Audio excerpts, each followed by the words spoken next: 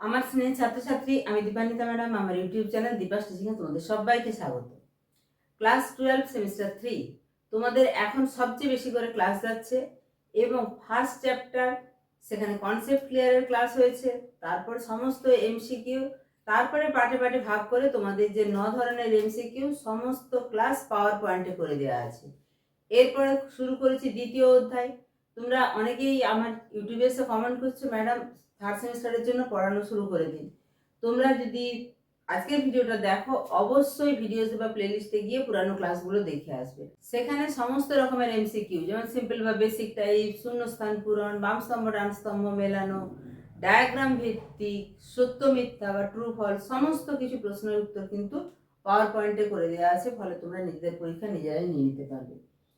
এখানে আজকে যেটা করব, 25টি নির্বাচিত এমসিকিউ, সেটা একটা প্যারাগ্রাফ দেওয়া থাকবে, সেখান থেকে কেস ও কোড ভিত্তিক প্রশ্ন এবং অ্যাজারশন রিজনিং অর্থাৎ বিবৃতি এবং কারণ ব্যাখ্যামূলক প্রশ্ন। এছাড়া কনসেপ্ট ক্লিয়ারের ক্লাস তো রয়েছে। তো চলো আজকে শুরু করা যাক এমসিকিউ। বিবৃতি ও কারণ ব্যাখ্যা। দেখো, অ্যাজারশনে দেওয়া আছে হিমরেখার নিচ থেকে নদীর কাজ শুরু হয়, আর অর্থাৎ রিজন দেওয়া আছে হিমশৈলের অর্ধেকটা জলের উপরে ভেসে থাকে। এখানে সঠিক উত্তর এ সঠিক, কিন্তু আর ভুল। হিমরেখার নিচ থেকে অর্থাৎ যেখানে বরফ বা হিমবাহটা গলে যাচ্ছে সেখান থেকে নদীর কাজ শুরু হচ্ছে, কিন্তু হিমশৈলের অর্ধেকটা জলের উপরে ভাসে না, 1/9 জলের উপরে ভাসে। 2 দাগে মৃত্তিকা বিসর্পণ ধীর প্রবাহের উদাহরণ। আরে আছে মাধ্যাকর্ষণ শক্তির প্রভাবে পার্বত্য অঞ্চলে যখন শিথিল শিলাখণ্ড ধীর গতিতে নেমে আসে তাকে ধীর প্রবাহ বলা হয়। অপশনগুলো দেখতে পাচ্ছ, এভাবে অপশন থাকে, অর্থাৎ দুটোই সঠিক এবং একটা আরেকটা সঠিক ব্যাখ্যা, আরেকটা দুটোই সঠিক, একটা আরেকটা সঠিক ব্যাখ্যা নয়, আরেকটা কোনটা ভুল কোনটা ঠিক, এভাবে। এখানে সঠিক উত্তর এ আর উভয়ই সঠিক এবং আর হচ্ছে এর যথার্থ ব্যাখ্যা, অর্থাৎ মৃত্তিকা বিসর্পণ ধীর প্রবাহের উদাহরণ এবং ধীর প্রবাহের সংজ্ঞাটুকু দেয়া আছে। পরের প্রশ্ন, ইউরোপের উত্তরাংশে বহু নব ও কেটেল পাশাপাশি দেখা যায়। আউটওয়ার সমভূমি যখন নদী দ্বারা বিচ্ছিন্ন হয় তখন তাকে ভ্যালি ট্রেন বলে। এখানে এ আর উভয়ই সঠিক, আর এর যথার্থ ব্যাখ্যা নয়। অর্থাৎ ইউরোপের উত্তরাংশে বহু নব কেটেল দেখা যায় পাশাপাশি, আবার আউটওয়ার সমভূমি নদী দ্বারা বিচ্ছিন্ন হলে তাকে ভ্যালি ট্রেন বলে। কিন্তু এমন নয় যে অ্যাজারশনের ব্যাখ্যাটাই এই রিজনিংটা, তাই সঠিক উত্তর বি। একাধিক শৃঙ্খল পরস্পর যুক্ত হয়ে উভালা গঠন করে। উভালা আরও ক্ষয় পেয়ে বৃহদাকার ধারণ করলে শৃঙ্খল গঠিত হয়। এখানে সঠিক উত্তর হবে এ সঠিক আর ভুল, অর্থাৎ প্রথমেরটি সঠিক, শৃঙ্খল যুক্ত হয়ে উভালা গঠিত হয়, কিন্তু উভালা আরও ক্ষয় পেয়ে বৃহদাকার ধারণ করলে শৃঙ্খল হয় না, উভালা পলজি হয়, তাই আর ভুল।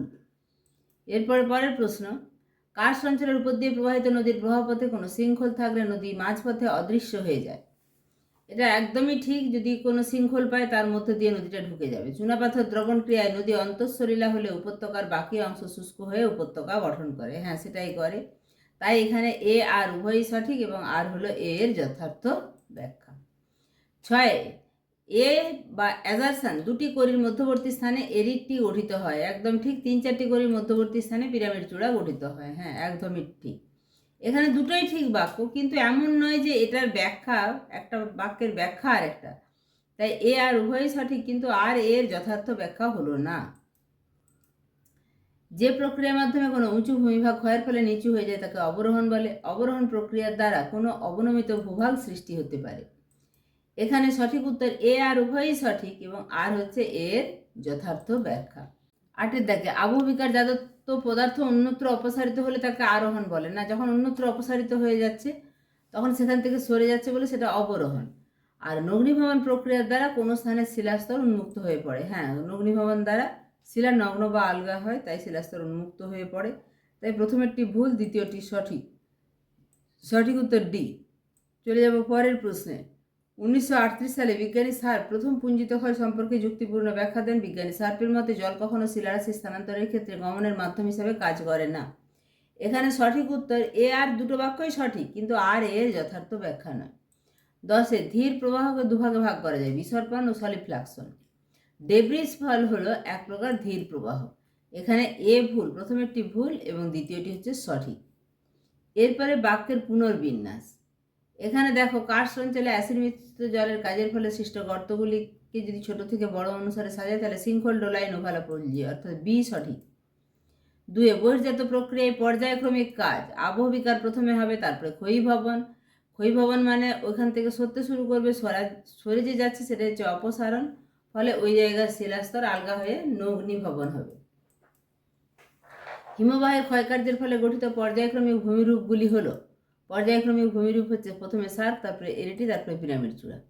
তুষার থেকে হিমবাহ তৈরির বিভিন্ন রূপ, প্রথমে নেভে, তারপরে ফার্ন, তারপরে বরফ, তারপরে হিমবাহ। মহাদেশীয় হিমবাহের আয়তন অনুসারে প্রথম, দ্বিতীয়, তৃতীয় স্থানাধিকারী দেশ, প্রথমে আইসল্যান্ড, তারপরে গ্রিনল্যান্ড, তারপরে আন্টার্কটিকা।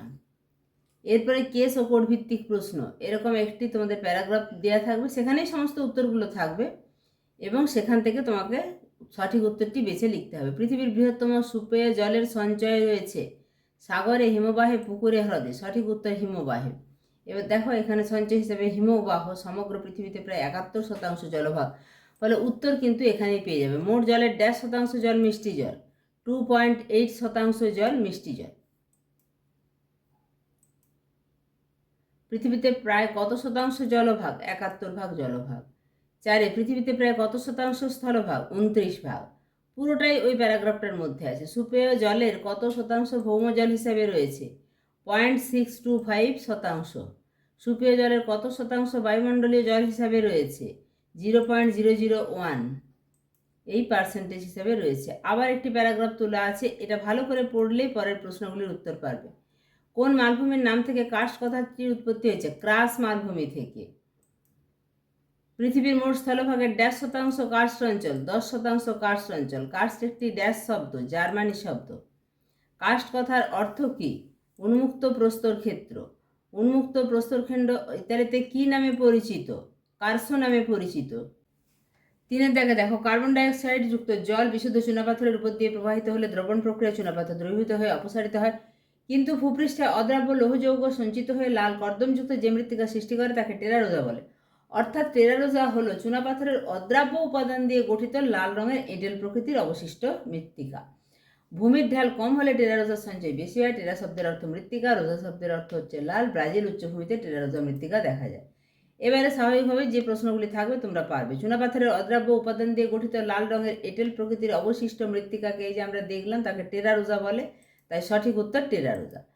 এরপরে 2 দাগে ওখান থেকেই প্রশ্ন থাকবে, টেরা শব্দের অর্থ কি? টেরা শব্দের অর্থ হচ্ছে মৃত্তিকা। রোজা শব্দের অর্থ কি? রোজা শব্দের অর্থ হচ্ছে লাল। টেরারোজা মৃত্তিকা দেখা যায় ব্রাজিলে। ভূমির ঢাল কম হলে টেরারোজার সঞ্চয় বেশি হবে। এরপরে দেখো আবার একটি প্যারাগ্রাফ তুলে ধরা আছে। এখানে যেই নিচের প্রশ্নগুলি থাকবে সেগুলি সমস্তই এই প্যারা থেকে পাবে। 1958 সালে ইংল্যান্ডের হাইওয়ে রিসার্চ বোর্ড ব্যাপক অনুসন্ধান চালায় যে বিষয়টি সম্পর্কে, সেটি হলো পুঞ্জিত ক্ষয়। পরের প্রশ্ন, পুঞ্জিত ক্ষয়কে কয় ভাগে ভাগ করা যায়? 4 ভাগে। 1938 সালে পুঞ্জিত ক্ষয়ের শ্রেণীবিভাগ করেন সার্ক। এরপরে 5 দাগের একটি আবার প্যারাগ্রাফ তুলে ধরা আছে, এখান থেকেই সমস্ত প্রশ্নগুলি দেয়া থাকবে, অর্থাৎ প্রশ্নগুলির উত্তর তুমি এখান থেকেই পাবে। সমুদ্রে ভাসমান বিশালাকৃতির বরফের স্তূপকে কি বলে? হিমশৈল।